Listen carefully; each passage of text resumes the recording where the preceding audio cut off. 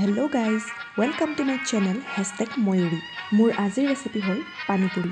গতিকে আহক ভিডিঅ'টো ষ্টাৰ্ট কৰোঁ। বজাৰৰ ৰেডিমেড পানীপুৰি পেকেট কিনিবলৈ পায়, মই সেইটো লৈছোঁ। ডাঙৰ সৰু এনেকৈ পায়, মই সৰুটো লৈছোঁ য'ত 2টা ফ্লেভাৰ থাকে, ডাঙৰটো 3টা ফ্লেভাৰ থাকে। মোৰটোত 2টা ফ্লেভাৰ আছে, মিঠা আৰু টেঙা। প্ৰথমতে আলু 3টা বইল কৰিলোঁ, তাৰপিছত ঠাণ্ডা হোৱাৰ পাছত বাকলিখিনি গুচাই এনেকৈ সৰু সৰুকৈ ভাঙিলোঁ। তাতে কাটি থোৱা পিঁয়াজ জলকীয়া দিলোঁ, নিমখ আৰু অলপ মিঠাতেল দিলোঁ আৰু মছলা দিলোঁ। চাট মছলা দিছোঁ, মই ৰেড চিলি পাউডাৰ দিছোঁ আৰু অলপ গৰম মছলা দিছোঁ। গোটেইখিনি মিক্স কৰি লোৱাৰ পাছত এতিয়া পাছৰ প্ৰচেছটো চাই থাকক।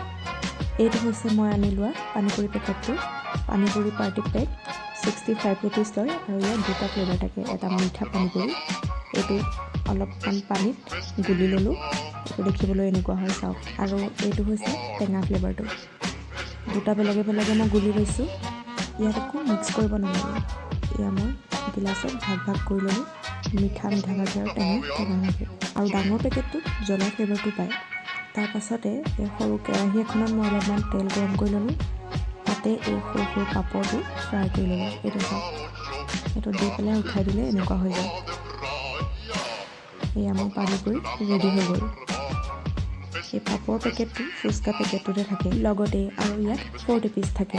মই ইয়াত 4জনৰ কাৰণে বনাইছোঁ। ভিডিঅ'টো চাই কেনেকুৱা পালে কমেণ্ট কৰি জনাব, আৰু যদি ভাল লাগিছে লাইক আৰু শ্বেয়াৰ কৰি দিব। লগতে মোৰ চেনেলটো ছাবস্ক্ৰাইব কৰি দিবলৈ নাপাহৰিব। Thank U.